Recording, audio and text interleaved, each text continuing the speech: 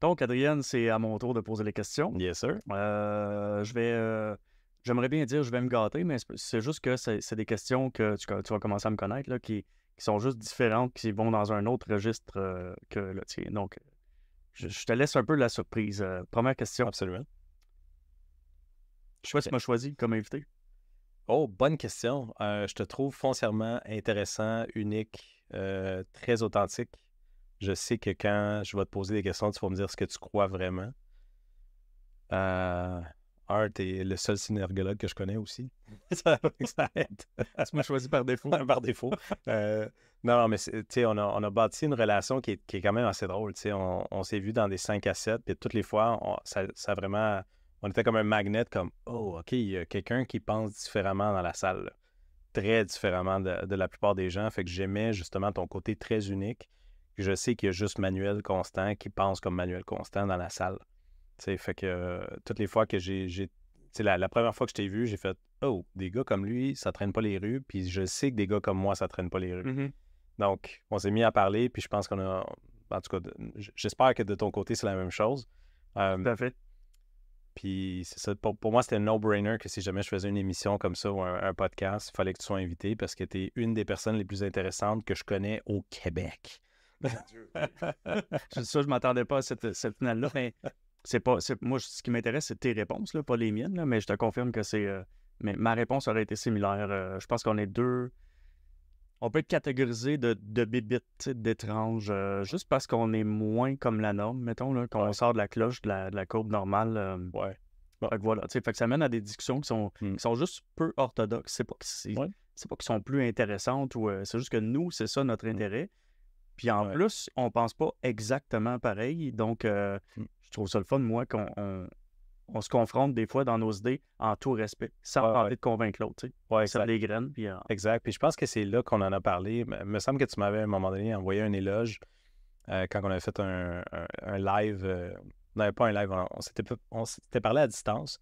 Puis tu m'avais dit c'est rare que quelqu'un n'est pas d'accord avec moi puis me le dit avec tout respect comme ça. Tu sais, vraiment, puis ça, clairement, ça dérange pas. Parce qu'il n'y a pas de conflit, puis c'est comme good, crois ça, pas de trouble. Non, non, je comprends le point, je suis capable de voir ta perspective, puis de cette perspective-là, ben 100% good. Je vais quand même rester sur la mienne, mais c'est pas grave que tu ailles la tienne. Là. Fait que je trouve que c'est le gage d'une belle amitié libre Oui. au niveau de la pensée. C'est que tu n'es pas obligé de penser comme moi pour que je t'aime. Là, tu sais. Tu peux penser complètement différemment, and it's still okay, no problem. Puis j'imagine que tu penses comme moi, mais tu sais, c'est pour toute relation, c'est pas juste l'amitié, mais Non. la liberté, l'indépendance d'esprit, puis d'état, puis d'émotion, puis de relation, mais dans toute relation, ça devrait se trouver. Oui, absolument. Il y a une chose que tu découvres à partir du moment où tu commences à travailler sur toi, tu commences à te connaître et retirer tes limitations à toi. Donc, qui dit retirer des limitations dit te libérer également de plein d'affaires, donc devenir plus libre, autant au niveau de la pensée qu'au niveau du corps, qu'au niveau des émotions. Si toi, tu te donnes des libertés, mais pourquoi est-ce que tu n'en donnerais pas aux gens? C'est la même affaire que si tu t'aimes bien, pourquoi est-ce que tu n'aimerais pas les gens? Est-ce que tu es vraiment capable d'aimer les gens si tu t'aimes pas? Il y a une question philosophique à l'intérieur de ça que moi, je mécanise là, dans mon approche, mais pour moi, j'aime beaucoup mieux avoir des relations qui sont libres, que la personne me donne la liberté totale de croire puis être qui je suis, que le contraire. Fait que je vois ça comme si tout le monde pouvait être comme ça, on serait dans une société qui n'aurait aucun conflit. Là. Parce que le conflit arrive justement quand la personne a force puis elle essaie de contrôler le fait que, hey, elle a raison puis pas toi. C'est l'ego, en fait, tout le temps. Encore et toujours. En fait, c'est pas l'ego, c'est la surdimension de l'ego. C'est l'ego qui est un peu plus gros qui devrait sentiment de survie.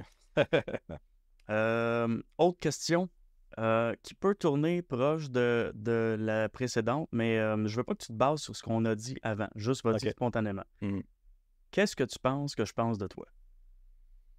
Hey boy! À brûle pour point, j'ai zéro intérêt dans... Je ne pense jamais à ça. Jamais, jamais, jamais, jamais. C'est pour ça que je te pose la question.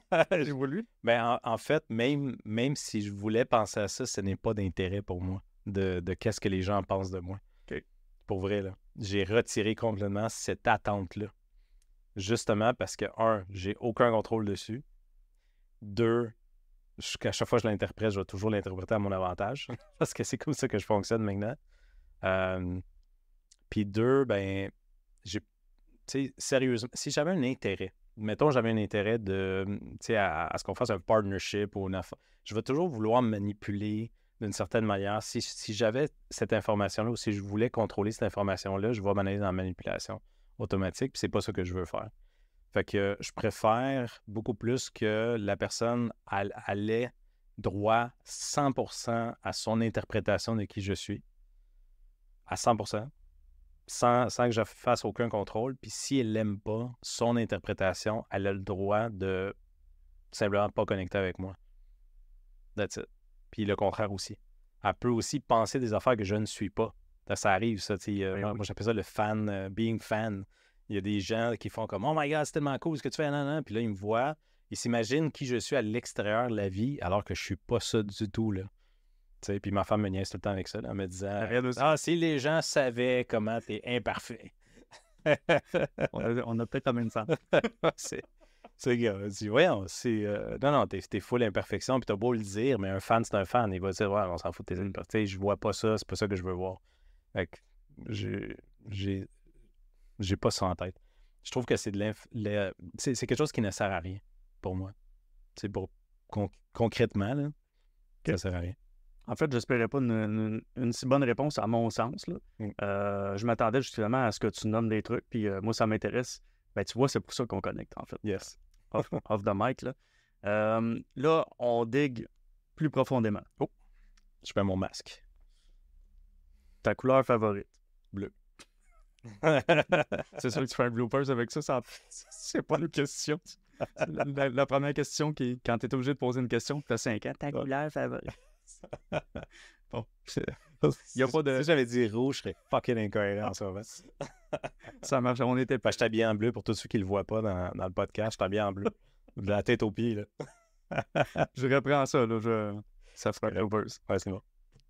Prochaine question. Qu'est-ce que tu souhaites laisser comme héritage derrière toi, là, mis à part tes enfants? Là? Ça aussi, j'ai pensé dernièrement à qu'est-ce qu'on appelle les legs ou les héritages, et j'ai pas d'attente de ce côté-là. Avant, j'en avais une. J'espère que mon passage sur Terre va être positif. Puis j'ai arrêté de croire au but de la vie, carrément, tu sais, à un objectif, à une mission. Non. Je crois que j'avais un intérêt d'être ici. J'ai la croyance que je me suis incarné sur Terre avec un but, mais pas d'attente. Puis c'est pas obligé que ça arrive. Parce que j'ai une autre croyance qui est encore plus grande que celle-là, que tout est déjà là. Donc, si tout est déjà là, à quoi bon que moi, j'invente quelque chose d'autre si tout est déjà là? Ça n'a pas de logique de le faire. Donc, si c'est vrai qu'il n'y a pas d'objectif dans la vie comme tel, mais à quoi bon laisser un leg s'il n'y a pas d'objectif au départ? Fait que c'est vraiment... Je me suis vraiment connecté sur ma croyance la plus fondamentale qui est ben, je suis ici pour vivre.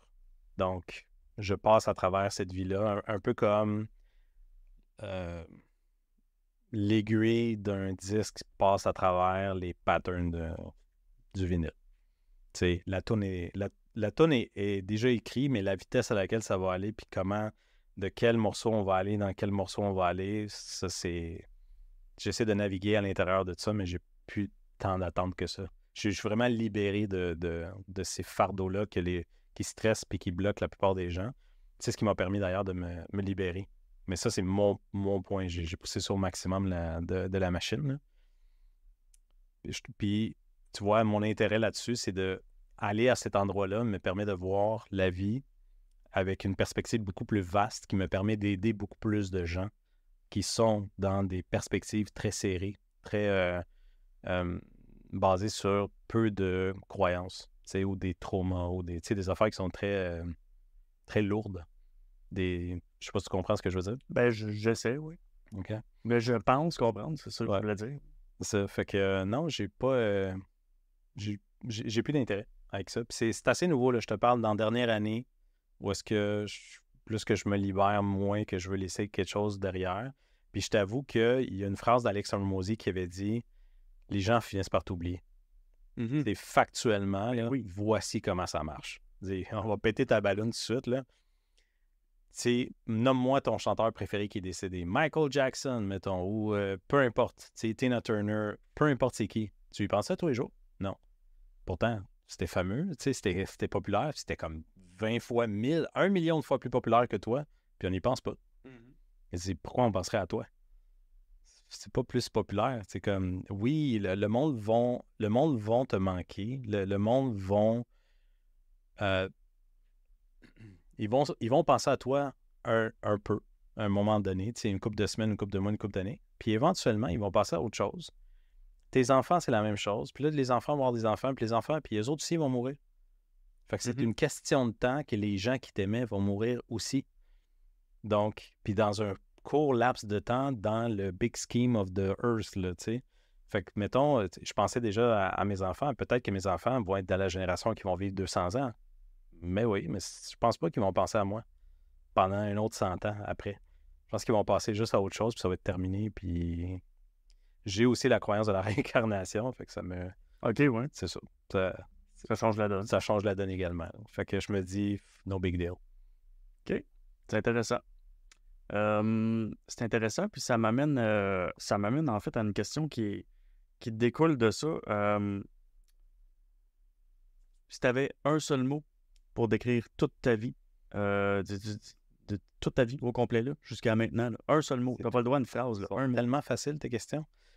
Ben, c'est pas des questions qu'on se pose forcément comme ça. Non, mais je trouve ça intéressant, je taquinais. Un mot. C'est parce que c'est dur d'en choisir juste un. Ouais. Écoute, c'est drôle, hein, parce que les mots qui me seraient venus il n'y a pas si longtemps que ça, ce serait croissance, développement, parcours. Mais ces temps-ci, c'est plus amour. Mais pas le même amour, tu sais, de colleux, de, tu sais, donner des câlins. C'est pas celui-là, c'est amour énergétique. C'est quand on dit « all you need is love », qu'est-ce que tu veux dire par là? Qu'est-ce que tu veux dire par « love »? C'est quoi la définition de cette émotion-là? Est-ce que tu parles d'amour envers tes enfants, envers ta femme, envers ton chat, tu sais, envers quelque chose que tu aimes? Comme, de quoi tu parles? C'est-tu un amour charnel? C'est-tu un amour sexuel? C'est comme... Non, c'est l'amour dans tous ses sens au complet. C'est qu'est-ce qui englobe toute la patente au complet, là. C'est-à-dire la création elle-même, l'amour de la création. Je te dirais, c'est celui-là, mon mot. Puis l'autre que je répète beaucoup ces temps-ci, je me répète moi aussi beaucoup, c'est inconditionnel. Retirer les conditions. Fait qu'en ce moment, ce serait amour inconditionnel, fait que j'ai 2 mots. Quand même, ben ouais, OK, c'est des beaux mots. Fait que c'est facile à répondre, mais il faut qu'on s'y attarde. Ouais. Prochaine et dernière question, puis après on pourra faire plein de millages. Yes. Sur une échelle de 1 à 10, qu'est-ce que tu penses savoir de ce qu'il y a à savoir? En ce moment, 0,00001. Je suis tellement content que tu dises ça. J'espérais m'entendre un 7 ou un... Non, parce que, je veux dire, j'en connais un truckload si je me compare. Mais à toutes les fois que je rentre dans une pièce avec quelqu'un de plus intelligent que moi, chose que j'essaie de faire souvent en passant, là, je veux pas être le smartest guy in the room, je veux être le dumbest guy in the room, sinon je grandis pas. Et je dis, oh my God, je suis loin. Là. Je suis loin de tous les gens. Il y a toujours quelqu'un qui en connaît crissement plus que moi dans tout. T'sais, fait que ça n'arrivera pas de tout savoir. Puis je t'en avais parlé également, tu sais, que j'avais fait des trips de psychédéliques. Puis à l'intérieur de ces trips-là, je suis sorti de mon carcan corporel pour rentrer dans un champ d'information. Donc, mon être a baigné, ou ma source, mon essence vivante, a baigné dans tout ce qui existe, dans toute l'information au complet. Quand je rentre dans mon corps, évidemment, j'ai pas de place pour ça. Ça ne fonctionne pas que tu peux avoir toute l'information de l'univers. Supposément qu'on l'a dans notre ADN. Ça a été validé dernièrement que notre ADN contient assez de data, assez de mémoire pour contenir 16 quelques milliards d'années d'informations. Ça c'est à valider. Mais avoir accès à de l'information versus utiliser de l'information au bon moment. As-tu vraiment besoin de savoir tout où tu as besoin d'avoir l'information que tu as besoin d'avoir au bon moment. Fait que je voudrais pas tout savoir. Je voudrais juste avoir accès à l'information que j'ai besoin d'avoir à tout moment pour arriver à faire la fonction que je suis en train de faire à ce moment-là, par exemple. Ça, ce serait fucking cool, par exemple. Ça, j'aimerais savoir ça, mais pas tout en même temps. En même temps, t'aurais-tu l'impression que si tu avais accès à toute l'information que tu as besoin quand tu la veux, il y aurait zéro challenge? Il y aurait zéro challenge, en effet. Ce serait pas une vie de 3D, je te dirais. Parce que la vie de 3D, c'est une vie de challenge. C'est une vie de limitation, puis retirer ces limitations. C'est comme ça que moi, je l'interprète, parce que c'est ce que j'ai observé depuis que je suis né, qu'on est d'un amour, tu sais, habituellement, là. T'es né, la création, on disait, OK, ben toi, t'as été créé, voilà, boum, t'es là. Maintenant, tu vas te faire conditionner. Puis on va rentrer des conditions sur ton être, conditions sur ton faire, conditions sur ton avoir. Beaucoup d'avoir, fait que les gens sont pauvres, mettons, au niveau financier. La plupart des humains sont pauvres au niveau financier. La plupart des humains vivent avec très peu. Les besoins de base de la plupart des humains, si on regarde dans l'ensemble de la Terre, je veux dire, le bas de la pyramide de Maslow ne fait pas le job en ce moment. Fait qu'on vit dans un monde extrêmement conditionné. Fait que juste l'observation de ce que je vois là, je me dis, OK, on est dans un monde de conditions. Où est-ce que ce qu'on célèbre, c'est les gens qui se sont retirés ces conditions-là. Les gens qui ont réussi à justement passer de « Oh shit, t'avais pas de maison, pas d'argent, bro, puis t'avais une seringue dans le bras, puis t'as réussi à devenir un self-made man. Wow! » Tu sais, célébrons. C'est ça qu'on regarde actuellement. On regarde les personnes qui se sont sorties de ça. On regarde pas la personne qui est née là-dedans. Jamais. La personne qui est née dans Watts, elle ne peut pas faire ça. Je sais pas si t'as-tu déjà remarqué quelqu'un qui est né multimilliardaire puis a dit « Hey, je viens de faire mon 2e milliard » se faire célébrer. Non. Comme who gives a shit? Pour vrai, là. Mais le underdog qui est passé de rien à quelque chose, qui est allé de la noirceur à la lumière, that's the game. Fait que ce que j'observe, c'est que là où est-ce qu'on est présentement, dans tout ce qu'on appelle l'existence, est là-dedans. On est en train de passer de la noirceur à la lumière. D'être de plus en plus libre. Puis, ce que je regarde dans les mécanismes, ce que j'observe également dans les mécanismes, c'est que on passe de plus de complexité à plus de simplicité également. C'est-à-dire, plus que tu deviens libre, il y a moins de choses. Tu as moins d'amis, mais tu as aussi plus de qualité, plus de profondeur. Fait qu'il y a comme des patterns, puis je les observe très bien, ces patterns-là, puis mon cerveau les fait, ces patterns-là, pratiquement automatiques. Où est-ce que je vois que le bas de la pyramide est très compliqué, puis le haut de la pyramide est très simple. Très, très, très simple. Les gens ne se cassent pas la tête. Une fois qu'ils se sont libérés des conditionnements, il ne reste plus grand-chose. Je ne sais pas si tu vis la même affaire, là, mais on se met dans la simplicité. Oui, avec un petit bémol, c'est sûr que c'est toujours comparatif, c'est toujours relatif. C'est sûr qu'on comparait tu comparais aux milliardaires, mais je veux dire, quand nous, on se compare au tiers-monde, on est vraiment les Occidentaux. On est dans Watt, nous autres, les Occidentaux. Là, on est dans la Watt. Fait que, je voulais juste être certain qu'on s'entende là-dessus. Ici, nos besoins de base sont comblés là, pour l'immense majorité des gens. Là, absolument. Tu nais, sont comblés. C'est juste qu'on s'accable, en fait, d'un mode de vie qui est beaucoup plus gros que celui qu'on a besoin réellement. Exact. Mais on se crée des besoins. Moi, je trouve qu'on découle beaucoup des États-Unis. Donc, think big. La culture. Ta maison, as-tu besoin d'être si grosse que ça? Ton auto, as-tu besoin d'être si belle que ça, d'être une auto de l'année? On pourrait vivre avec le 10e de ce qu'on vit, puis être aussi heureux, sinon plus. Fait que c'est de l'argent, on n'aura jamais assez. C'est l'argent qui mène le monde parce que c'est le pouvoir d'achat, mais en même temps, quand t'en fais plus, t'en veux plus. Fait on est déjà dans l'abondance, mais je trouve, là, de ma perspective, mais notre abondance ne nous suffit pas. Donc, on cherche en avoir plus. Fait que, oui, les loyers sont chers, mais pourquoi tu vis dans une maison à 8 pièces si t'es 2? Qu'est-ce que tu fais? En tout cas, non, je suis d'accord avec toi. C'est vraiment une question de comparatif puis d'angle, de où tu l'observes, ce truc-là. Oui, définitivement. Puis j'en parle dans mes cohortes, je parle de culture. Comment que les cultures créent les croyances populaires. puis comment la temporalité également le fait, parce qu'au Québec, jadis, ce n'était pas comme ça il n'y a pas si longtemps que ça. C'est recul de 60 ans au Québec, le Québécois moyen était pauvre. Tu sais, puis l'anglophone, il était riche. C'est comme ça qu'on le voyait, parce qu'il y avait une accessibilité différente, mettons, à l'anglophone. On vit dans un monde de plus en plus riche, techniquement.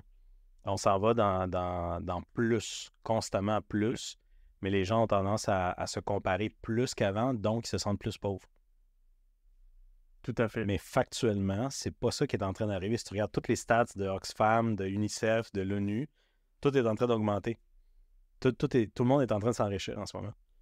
Donc, on retire tranquillement ces limitations-là, puis, mais c'est ça. On est encore loin d'un paradis sur Terre. Là. Totalement. Hey, j'ai une autre question qui vient de me popper en tête.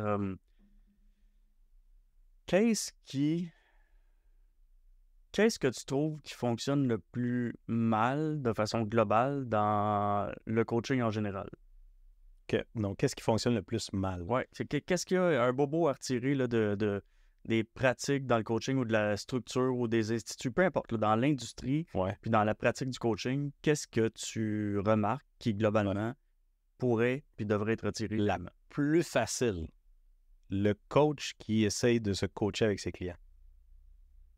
Exemple, l'étudiante en sexologie qui a des problèmes de sexualité. L'étudiante en psychologie qui va se faire qui va étudier en psychologie parce qu'elle est fucked up. Le coach qui coach parce qu'il trouve que il a besoin d'aide. Ça, c'est un gros problème pour moi. J'ai quasiment envie de te lancer une perche en disant, es-tu d'accord avec moi que la plupart des coachs proviennent d'un développement personnel propre à eux? Puis ils ont fini par devenir coach. Puis là, ça n'a pas rapport avec la compétence, mais que c'est ça le point de départ. Fait qu'en quelque part, c'est un peu les psychologues dont tu parlais. Là, c'est un peu, je veux pas dire cordonnier mal chaussé, mais souvent, tu as cherché à combler un manque.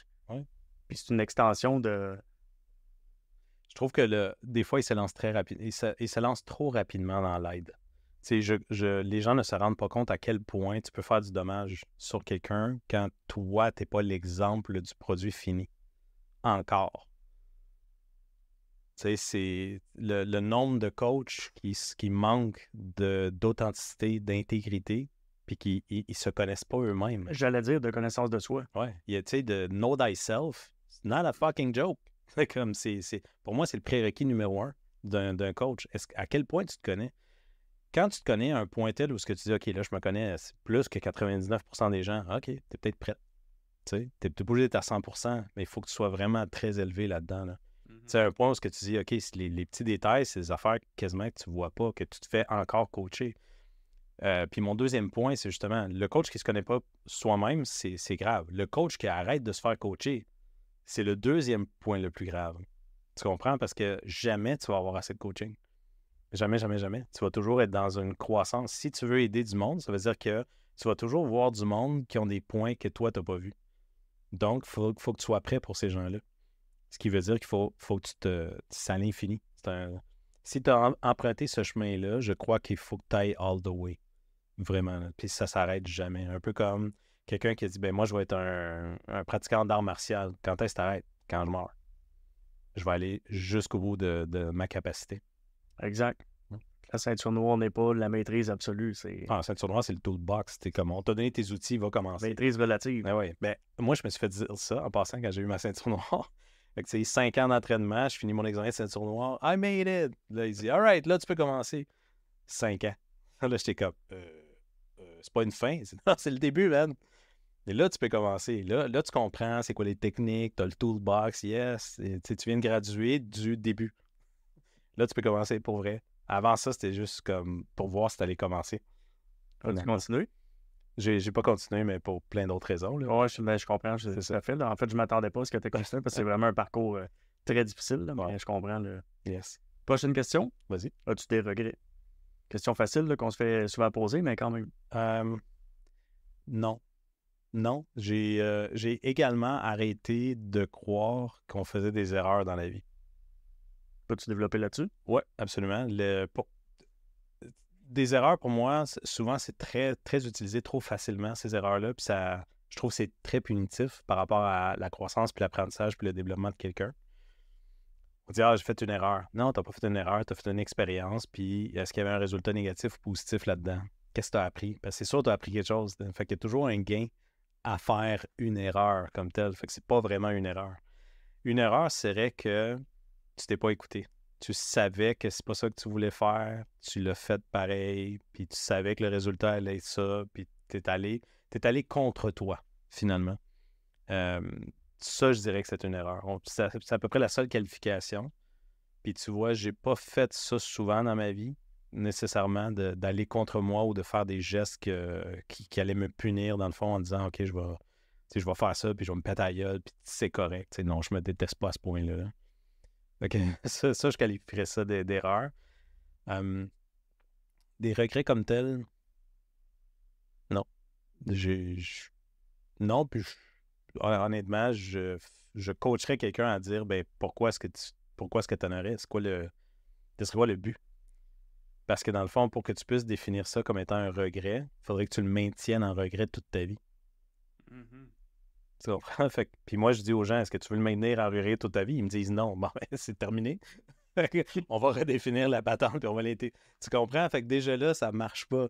C'est temporaire, tu sais. Puis peut-être je vais répondre à ta question autrement. Je vais dire, est-ce que je maintiens actuellement des regrets? La réponse est non. Puis je ne vais pas en maintenir parce que je suis conscient de comment je fonctionne, puis comment ça fonctionne également. Mais pour les autres qui écoutent, qui ont des regrets actuellement, je vous inviterais à redéfinir qu'est-ce que c'est votre définition de regret. Est-ce que c'est quelque chose que vous pouvez changer ou pas? Est-ce que c'est quelque chose que vous pouvez interpréter différemment ou pas? Ou c'est coulé dans le béton puis tu t'en vas à la tombe avec ça? Là? Ça va-tu te déranger d'ici à ta mort, par exemple? Puis si oui, t'aimes-tu ça? T'aimes-tu ça avoir des regrets? Alors, tu veux-tu les amener d'ici à... Parce que c'est toi qui décides. Il n'y a pas d'absolu là-dedans. Puis là, pourquoi je sais qu'il n'y a pas d'absolu? Je viens de te le dire. J'ai décidé de redéfinir ça.